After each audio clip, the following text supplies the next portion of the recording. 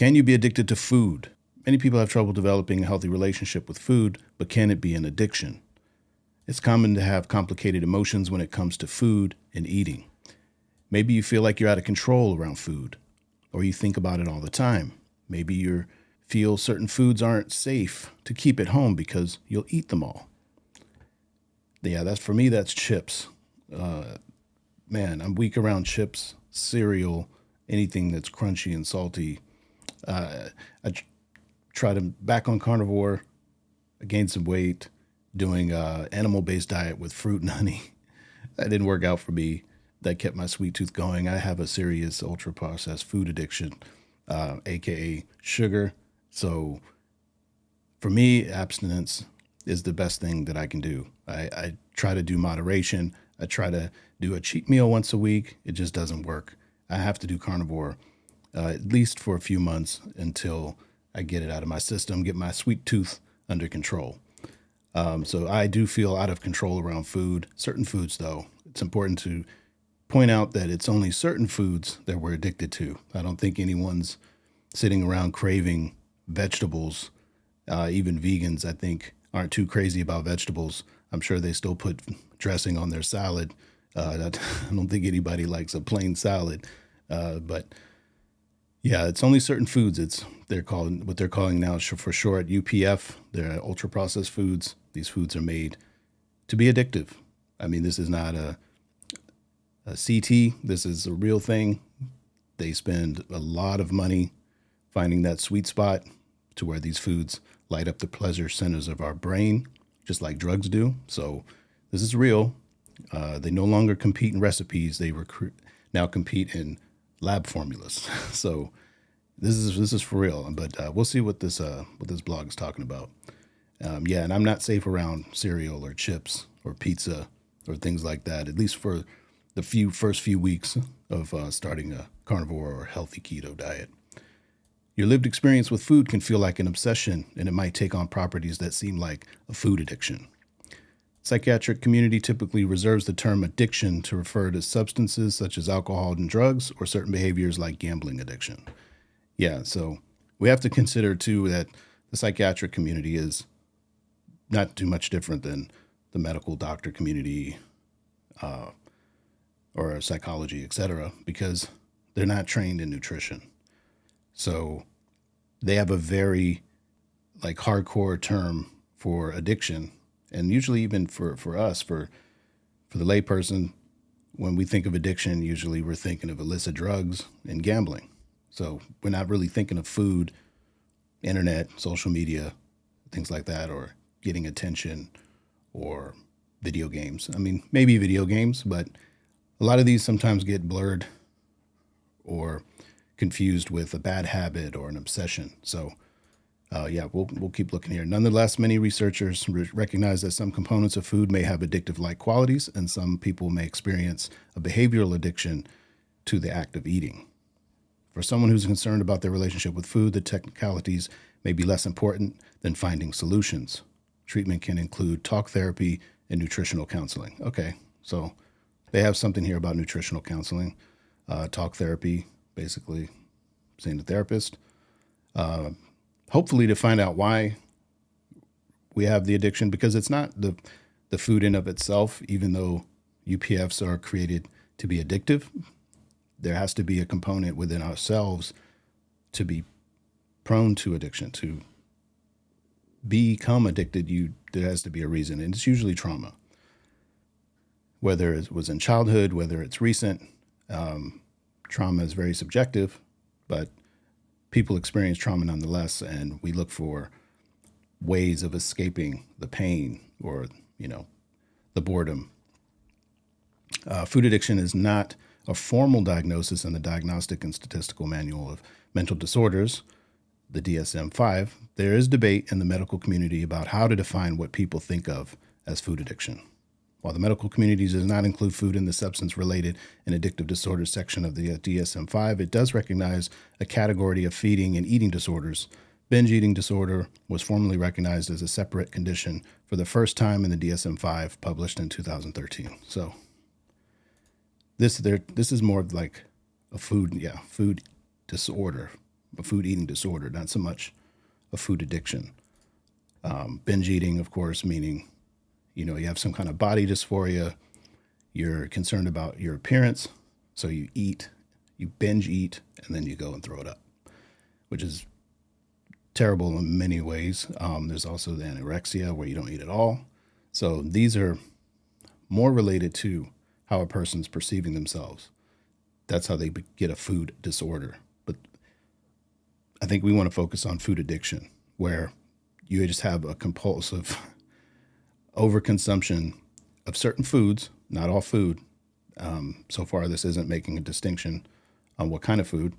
Yeah, this is what we're talking about here. If you feel you may be experiencing food addiction, in some cases, your symptoms could be explained by an eating disorder that has elements of binging or feeling out of control around food. These include binge eating disorder and bulimia nervosa. So a 2014 review, Trusted Source, found that food addiction was detected in 57.6% of people with disordered eating diagnosis, compared with 16.2% of people without a diagnosed eating disorder.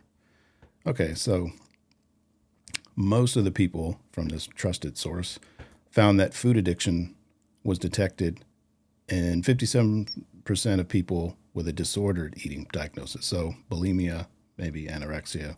Bulimia, not anorexia. Anorexia is not eating, so you're not addicted to food. Compared with 16% of people without a diagnosed eating disorder. So that would just be people just straight up addicted to food. So symptoms. To develop a healthy relationship with food, it can be helpful to identify behaviors that may resemble a food addiction. People who are concerned they might have a food addiction may have the following behaviors or symptoms. Feeling a loss of control around food or when eating. That's me, for sure. Like I said, chips, pizza, there are certain foods, not so much straight up hardcore sugary foods like cake and cookies. Well, no cookies. Yeah, I have an issue with cookies. Certain cookies, though, they have to be kind of, still like soft and warm cookies, not some hard little cookies like, or I'm not tripping on Oreo cookies or anything like that, but yeah, we all have certain foods that it's hard to say no. But it doesn't mean it's an addiction. Doesn't mean you're like sitting in a corner somewhere crying, eating a box of cookies. It just means that if it's harming you, like if you're pre-diabetic or type 2 diabetic, and you know that these foods are harming you, but you're still unable to stop, that's the addiction. So binge eating or consuming an unusually a large amount of food with a feeling of loss of control. Again, that's the disorder, not so much an addiction. Craving certain foods, ultra processed foods, probably 100% of the time. I know there's people that like a steak or like meat, like myself, when I do carnivore, but I'm not craving it, eating certain foods despite wanting to avoid their effects. That's part of it, like what we just talked about. Eating when they're not hungry. Again, that's ultra processed food. There's always room for dessert. A lot of times, if you feel stuffed after you eat, that's from the carbohydrates. That's from the processed food, because it's blocking the signals to your brain to let you know you're full. That's why you can eat and eat and eat until you feel like you're going to burst. Like if you eat Thanksgiving or things like that, you overdo it because the food you're eating is not signaling that you're full. And so you get physically full. Your stomach gets physically packed. It can't fit anything else in it, and you feel stuffed. And so the reason why is because these ultra processed foods, especially in particular sugar, it lights up the same pleasure centers of the brain as cocaine, as illicit drugs. And so you're not hungry, you're craving the high. And I know you don't feel high when you eat sugar, but if you don't eat sugar for about 3 or 4 months and you eat sugar, you'll feel the high. It's just you've built a tolerance to it, just like any other drug. So thinking about food constantly, I think, that's a major addiction if you're constantly thinking about food. But then again, during Ramadan, we think about food probably all day. At least I do. especially if you're out doing physical work. I try to take time off during Ramadan, just because I kind of have a one-track mind. So if I'm fasting all day, that's pretty much all I can do. I can't really focus on too much else. But but yeah, thinking about food constantly, even though you're not fasting, that's a pretty serious food addiction. Feeling guilt or shame around eating. Oh, by the way, thinking about food constantly, I notice a lot of times when they throw in symptoms for certain things, there are some extremes in there that probably rule out most people so that they think, okay, well, I don't think about food constantly, so I must not have a food addiction. So we have to be careful about these things. We have to know that you don't have to have all of these, you know, just even a few. And we know ourselves. Anecdotal evidence is, in my opinion, the most powerful form of evidence, because it's yourself. It's you. So if you know you can't stop eating certain foods that are bad for you, you know you have an addiction. And we'll get to, I'm sure this will get to therapies or things that we can do to control it. So feeling guilt or shame around eating, that is part of addiction. You feel guilt or shame because you know it's bad for you. You tried to maybe control yourself, but you ate it anyway, and you feel guilty afterward. Kind of feel like you let yourself down. Experiencing food withdrawal, that's for sure. Anyone who's ever tried keto or carnivore knows what that's like, and it can sometimes be confused with keto flu or the adaptation phase of going from using your using glucose for energy to using fat for energy. We can sometimes confuse that with the actual withdrawal of sugar, especially if you drink soda. I mean, inshallah, you're not drinking sugar. That's like the worst way you can take in sugar, not only for your teeth, but it's like you're freebasing sugar. So, yeah, at the very least, don't drink the sugar. If you're going to eat certain, processed foods and you're having an issue, inshallah, you can work through that. But don't drink your sugar, especially kids. Developing a tolerance to certain foods. Yeah, we definitely build a tolerance to processed food. Like I said, if you don't eat it for 3 or 4 months and then you eat it, you will feel a high. Not like cocaine, obviously, but you will definitely feel a high. And we know ourselves. If someone brings out dessert or brings out certain foods, we get excited. We get happy. It brings a smile to our face. And we sometimes confuse this with, spending time with family. You got to eat certain food, and food is love and all this. No, it's an addiction. Unless you're like that around real food, like just meat and maybe vegetables or fruit, then that's fine. Then that is a relationship between you and loved ones. But if you're looking forward to going to someone's house because of, yourself, if you're looking forward to going to someone's house, sometimes it's for the food, and sometimes we even judge our social gatherings by the food, and we're even disappointed. Like we go to the masjid and they have food, and we're like, this food is not good. And it's like, what does that even matter? We're here for each other. We're here, to hang out, but we get our expectations up, and it's usually people. So if you have a food addiction, we're constantly, seeking out pleasurable food. So moving on. For some people, there may be a difference between a compulsion around the act of eating or eating addiction and extreme cravings for a particular food. Yeah. We all have our cues and triggers too. We may not be thinking about a food, but there are certain foods, if we're cued to it, if we see it or someone talks about it, you just got to eat it. And that's, for me, that's sushi too. Like if someone starts bringing up sushi or talking about sushi, then I got to go get some sushi.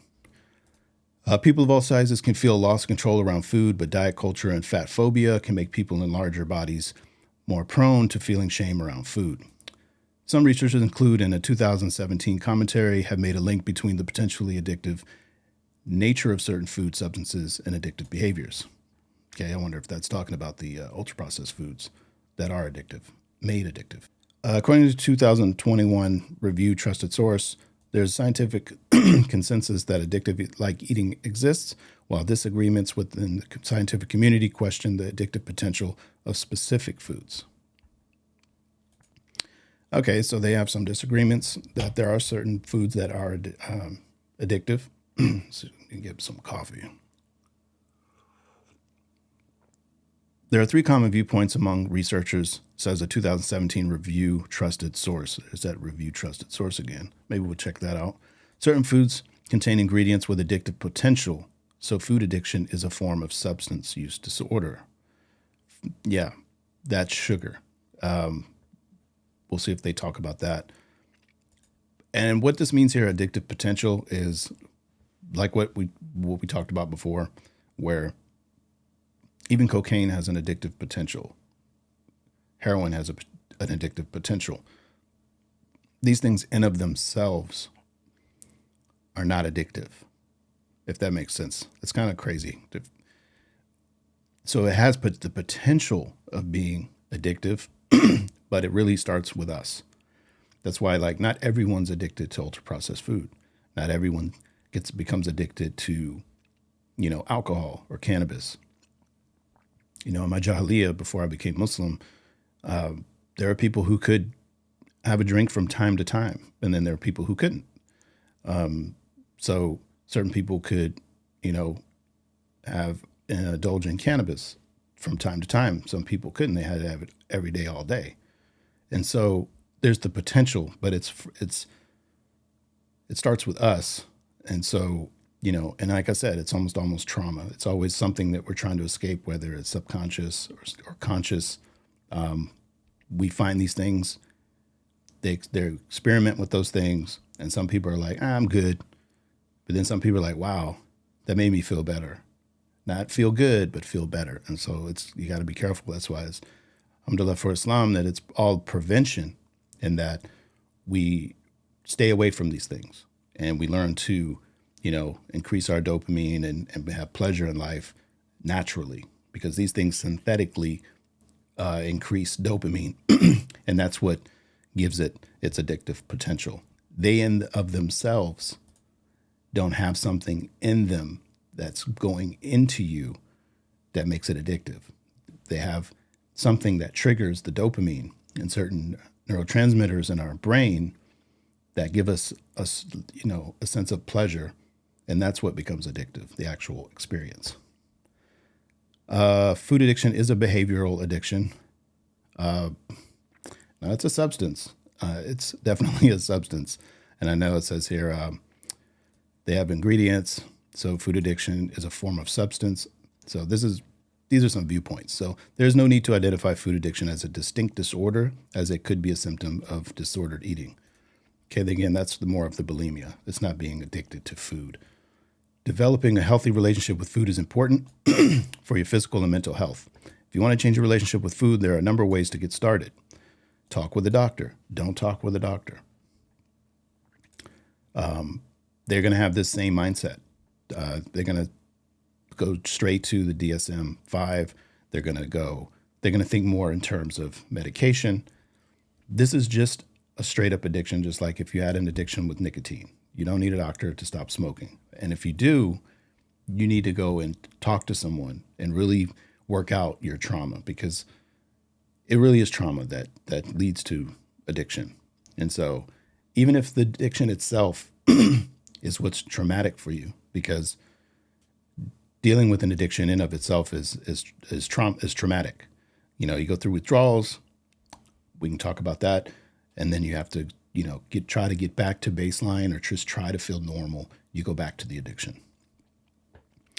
So what does it say here? Primary care doctor can be your first point of contact. They can refer you to a mental health professional, medication, who will work with you to examine the root causes of your eating habits and the relationship with food. I mean, now, to be fair, this could be just a psychologist. They don't prescribe medication.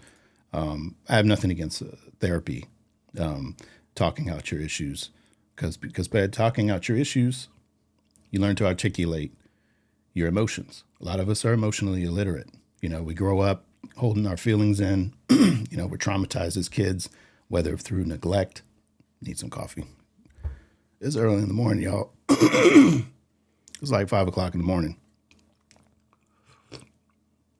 Not to go too much on a tangent. By the way, that's why my videos are so far few in between, is because I usually write scripts to read, and so I don't always have time to write scripts. I have a day job, so now I'm just kind of winging it. I'm just kind of freestyling here, but I got to be careful because I do go on tangents. That's why I wrote scripts in the first place. So bear with me. If you want to click away and come back, I understand. All right, consider treatment. Healthcare professional may offer various strategies. Wait, what? Your healthcare professional may offer various strategies, trusted source, for creating a new, that doesn't make sense to me, new relationship with food. These options could include talk therapy, which is like therapy, nutritional information and counseling. That's cool, but depending on who you talk to about nutrition, medication, we don't want that. Ongoing medical care to monitor your physical health. That's not going to help you. Doctors and physicians are not trained in nutrition. They're not trained in curing anything. They're trained in treatment. And I'm not bashing doctors. When it comes to trauma, they're absolutely amazing. If you get in a car accident, if you get injured, amazing. But when it comes to healthcare and health and chronic disease and the reversal and prevention, not so much. And it's not their fault. They're not trained in that. Consider seeking out one or more of the following: an eating disorder specialist. Again, this is the disorder. It's not speaking on the addiction. A body image expert. Yes, if you have a body dysphoria where you're obsessed about your appearance, maybe we'll do a talk on that. We'll talk about that. These are all physical, mental illnesses. This isn't just something you wake up with and just like, oh, I don't look perfect. A lot of that is due to trauma. Registered dietitian. Take them with a grain of salt. I know the words are impressive, but they're very much like doctors. A lot of these people have a lot of self-interest. This is their livelihood. They got to play ball. They're not going to tell you, what's what. And, but yeah, practices non-diet concepts. Okay. So yeah, just, treat your diet like the dean, look for authenticity, only follow things that are not only authentic, evidentially, but also just anecdotally within yourself or people nobody ever went to some tribe or some, community somewhere in the world who was in perfect health and ask them what kind of studies are they following. You just live with them for a week or two and see what they're eating, what they're doing, and try it yourself and see if it works. We're all different. But don't appeal to authority for everything. Don't just blindly follow these titles, So anyway, therapist or RD may explore the possibility that you're dealing with an eating disorder or another underlying condition. This may help frame your experience. For example, sometimes eating changes are a symptom of a mental health condition like depression or obsessive compulsive disorder. That's true, depression. Because again, these types of foods spike dopamine in the brain. And so if a person with depression could be attracted to these things, just like any other drug or behavioral addiction, like gambling or gaming or haram websites. And these things, every addiction leads to depression. So keep that in mind too. So this depression could be caused by the addiction. There are various effective treatments for eating disorders. Getting better can often involve your wider support system, including family and friends. Community and interaction with people, with each other, is the most important thing for our mental health. We'll talk about that in another video, but this is key. And this is why, family, going to the masjid, relationships in general, this is the most important thing in a person's life. Just ask anybody who's been in prison for a long time. They'll tell you the number one thing that they miss and realize and that they took it for granted were relationships. Try to eat enough and avoid restriction. Following a regular eating pattern can make you less likely to overeat. Try eating meals and snacks throughout the day to make sure you don't get too hungry. Do not snack. This snacking is one of the leading, what they call grazing. This is one of the leading causes of prediabetes and type 2 diabetes, constantly spiking your blood sugar. So what this should be saying is, so you don't get too hungry, is eat satiating food, eat real food, make protein your priority, eat a lot of meat. Forget what you know about saturated fat. Saturated fat is not bad for you. These things are only bad for you when combined with sugar. So Don't let sugar vilify the foods that are going to improve your health. And they, like I said, they keep you satiated. When I do carnivore, I can go 7 hours easy without eating. But if you're into a high carb diet, you're going to be hungry every few hours, maybe even after 2 hours. And so, especially if you're eating food that contains MSG, like Chinese food, people wonder, why am I always hungry a few hours later after Chinese food or sushi? It's the sugar. And so, try eating meals and snacks. Don't do that. Just follow a better eating lifestyle, like real food. Even if you want to eat vegetables, no problem. Eat things that don't have an ingredients list. According to a 2014 study, food addiction is associated with both frequent dieting and weight regain, which can result in higher weight. And that's true. Diets, frequent dieting, and this is fine. I mean, you're trying different things. Everyone's different. There is no one diet fits all. And so it also depends on how you're looking at it. Like, for example, carnivore and keto are not diets, they're lifestyles. Just like we as Muslims have a diet, we have a type of lifestyle. We don't eat pork, we don't drink alcohol, so that's not a diet, that's a lifestyle. So that's how you have to look at it when you're doing carnivore and keto. There are no cheat meals in Islam when it comes to pork and alcohol. We don't have a cheat pork meal once a week or every 2 weeks, or have alcohol once a month. We don't have a cheat drink. Because it's a lifestyle. So that's how you have to look at it.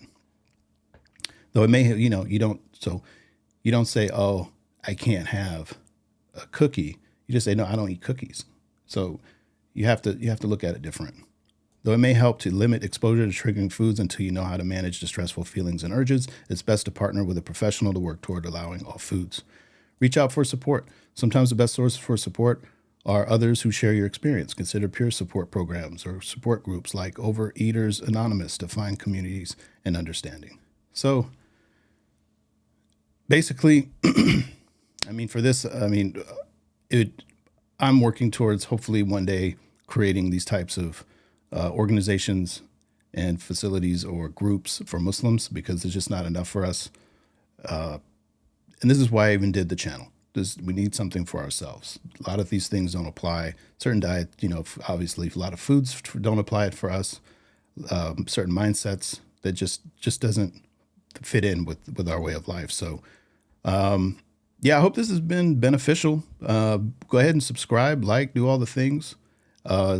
Spread this, share with friends and family, inshallah, if you found it beneficial.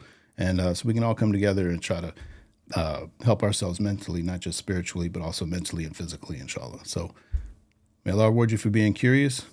Keep tying your camel. Assalamu alaikum.